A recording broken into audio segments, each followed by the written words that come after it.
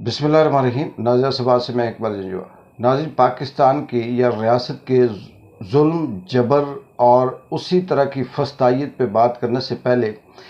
हल्की सी बात करते हैं। पाकिस्तान के जो क्रिकेट टीम है इसके साथ जो हशर हो रहा है, और अभी करंटली बांग्लादेश ने जिस तरह से इसका हशर किया, इसको वाश आउट किया, इसका सत्यानाश कर दिया और पूरे मुल्क के अंदर बैजे बैजे कर दी अपनी बांग्लादेश की टीम ने। और पाकिस्तानी क्रिकेट टीम फिर जिसको नाकू चने चुबाए, और इस पे सारी कहानी आप सुन चुके हुए हैं, लेकिन इस पे एक तबसरा करूंगा, एक बात करूंगा कि ये ऐसा क्यों है। ये वो क्रिकेट टीम है, पाकिस्तान के अंदर क्रिकेट वाहिद वो गेम है जो सबसे ज़्यादा देखा जाता है, जिसके अंदर सबसे ज़्यादा दिलचस्पी ली जाती है। लेकिन आपने मौजूदा इस सीरीज़ के अंदर बांग्लादेश पाकिस्तान की जो सीरीज़ क्रिकेट की थी टेस्ट की, इसमें देखा होगा कि स्टेडियम पूरे का पूरा खाली था, और मोहसिन नकवी की क़यादत में क्रिकेट टीम का जो हशर हुआ वो तो हुआ ही हुआ, लेकिन मुल्क के अंदर भी अगर हम देखें तो बिल्कुल यही क्रिकेट टीम वाली सूरत हाल है।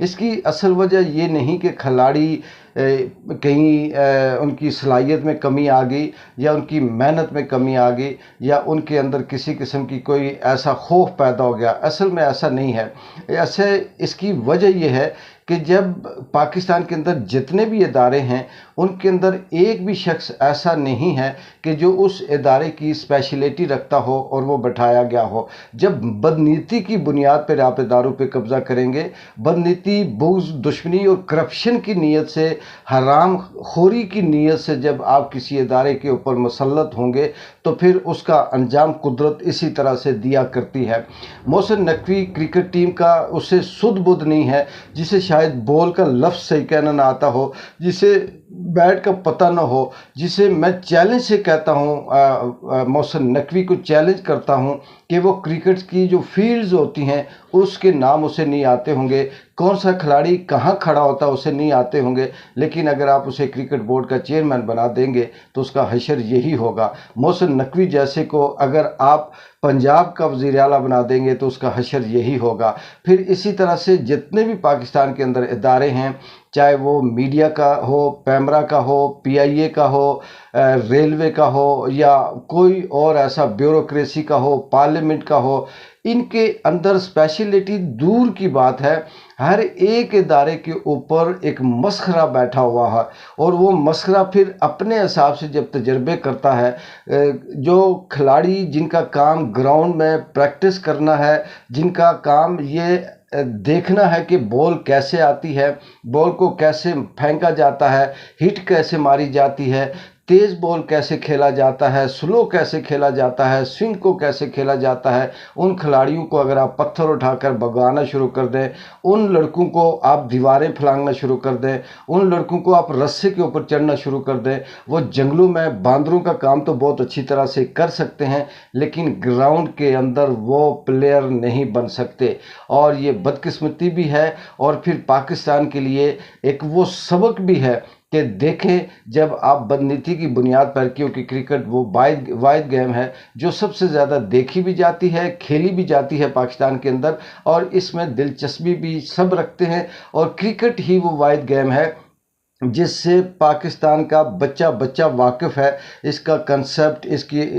हाउ नाउ सबको है, इसलिए हर एक इसे जानता है, देखता है और दिलचस्पी रखता है। लेकिन इसके अंदर जब बंदीती से और माल कमाने की गरज से, करप्शन करने की गरज से मोहसिन नकवी जैसों को बैठा दिया जाए, रमी राजा को बुग़्ज़ इमरानिया की वजह से हटा दिया जाए, फिर नजम सेठी जैसे भी इसके अंदर आ जाए, तो क्रिकेट के साथ ये होना है, और फिर यही कुछ पाकिस्तान के सारे उसमें होना है। अब आगे आते हैं कि पाकिस्तान के अंदर जो रियासती जबर है, जुल्म है, उसकी कहानी, सिलसिला, दास्तान रुकी नहीं है। वो मुख्तलिफ उसके तरीके चेंज हुए, रोज़ाना उसका स्क्रिप्ट चेंज होता है। कभी 17 साला बच्चा उठाया जाता है, कभी किसी का बाप उठाया जाता है, कभी किसी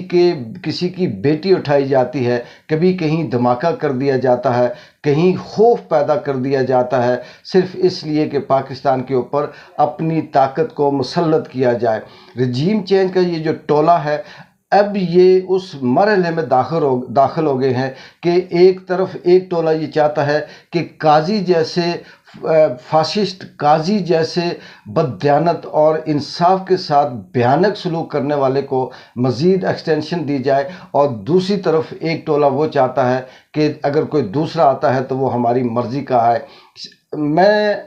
سلام پیش کرتا ہوں، یا میں کیا، میرے پاس لفظ نہیں ہے، آفرین ہے ان کی سوچوں پہ، کیا قاضی پہ، کیا درخواست موو کرنے والوں پہ، کیا پارلیمنٹ پہ، کیا لوگوں پہ، جو قاضی نے یہ بیان دیا، یا رانے وانے گانے بانے باجے شاجے جتنے بھی ہیں، وہ یہ کہتے ہیں کہ قاضی عیسیٰ فائز کو ایکسٹینشن کی ضرورت نہیں ہے۔ ہاں، اگر اس کی جو ججوں کی عمر ہے، جو ان کی مدت ملازمت ہے، اس میں اگر اضافہ کر دیا جاتا ہے، یعنی عمر میں بڑھا دیا جاتا ہے، تو قاضی کہتا ہے کہ میں بھی راضی ہوں، ٹھیک ہے۔ ہمارے ہاں ایک پورے پاکستان کے اندر یا بر صغیر کے اندر بھی ایک کامن سی بات مشہور ہے کہ اگر کوئی کسی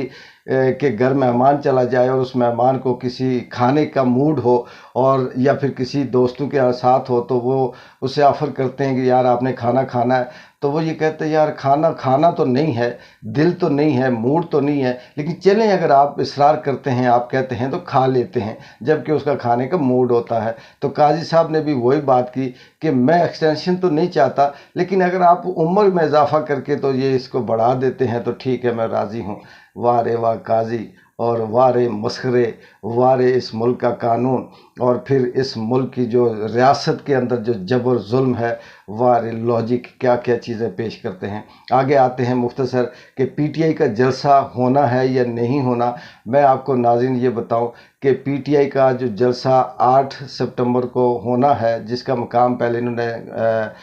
ترنول کے پاس رکھا تھا، مجھے لگتا یہ ہے کہ یہ حکومت این اس ٹائم آ کر کوئی ایسا رولا، کوئی ایسی درخواست، کوئی ایسی شک، کوئی ایسی بات پیش کر دے گی کہ یہاں پر پھر سے وہی قانون کی اور آئین کو سامنے رکھ کر دیوار بنا کر ایک جنگ شروع کر دی جائے گی اور جلسہ نہیں ہونے دیا جائے گا۔ اس جلسہ ہونے سے پہلے پاکستان تحریک انصاف کے جتنی بھی وہ لیڈرشپ ہے جو گراؤنڈ کے اوپر موجود ہے، جس میں علی امین گنڈا پور جیسے لوگ بھی موجود ہیں، باقی بھی ہیں، ان کو کہیں نہ کہیں سے خوف و ہراس میں پھیلا کر، کسی کا گرفتاری کا آرڈر جاری کر کے، کسی کو ہراساں کر کے، تو اس کے اندر وہ ناکامی کر دی جائے گی جلسے کی، اور پھر ملک کے حالات کو خراب کرنے کی کوشش کی جائے گی۔ علی امین گنڈا پور کے جو ناقابل ضمانت گرفتاری وارنٹ گرفتاری جاری ہوئے، اس کے اوپر کہیں اس نے جی شراب رکھی ہوئی تھی یا کسی اور کیس میں وہ کر کے، تو اسے یہ کہا گیا کہ جی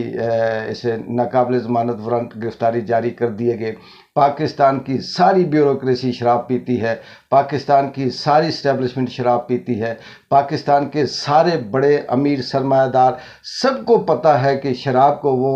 شہد قرار دے دیتے ہیں۔ ججوں نے سر عام شرابوں کو پکڑا، لیکن چل رہے ہیں، اور یہاں سب کو اپنی اپنی جگہ پہ انہوں نے رکھا ہوا ہے کہ کس کو کہاں پہ کمپرومائز کروانا ہے، کس کو کہاں ڈرانا ہے، کس کو کہاں خوف دلوانا ہے۔ تو لگتا یہ ہے کہ P T I Pakistan Tehreek Insaf کی جو لیڈرشپ ہے یہ کچھ نہیں کرے گی، صرف شور شرابہ، ہلا گلا، بلے بلے، ہلے ہلے کرتی رہے گی۔ لیکن عمران خان نے اپنی جنگ آزادی کی بھی خود لڑنی ہے، اپنی رہائی کی جنگ بھی خود لڑنی ہے، اور پھر اپنے جو اس عوام کے لیے آواز اٹھاتا ہے وہ بھی خود ہی اٹھاتا رہے گا۔ یہ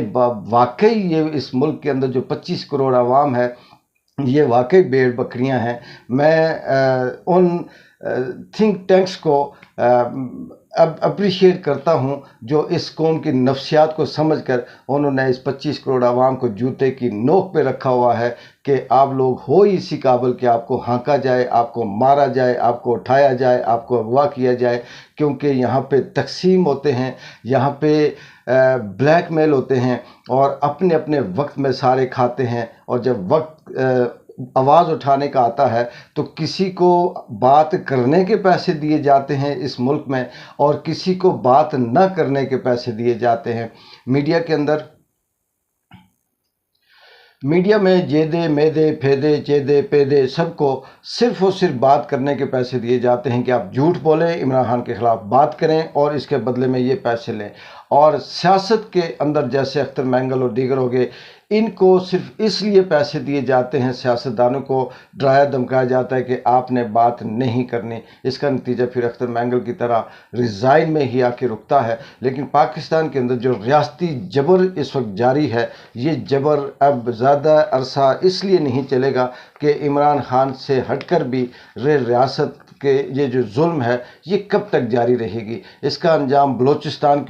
کے اندر جس طرح سے آگ لگی ہوئی ہے، جو بلوچستان کے اندر تحریک چل رہی ہے جو آپ تک نہیں پہنچتی، اگر وہ آپ سن لیں تو آپ کے رونگٹے کھڑے ہو جائیں۔ KPK کے اندر کیا چل رہا ہے، آپ کے رونگٹے کھڑے ہو جائیں۔ اور پھر پاکستان کے اندر کس طرح کا لاوا پک رہا ہے اور کیا پلان ہے، 200-250 بندے نے 25 کروڑ عوام کو ہانکے رکھا ہے، اور یہاں پھر ظلم جبر کے ایک ہی ان کے پاس ہتھیار ہے کہ گن پوائنٹ پہ، بندوق کے زور پہ، ڈنڈے کے زور پہ، ظلم کے زور پہ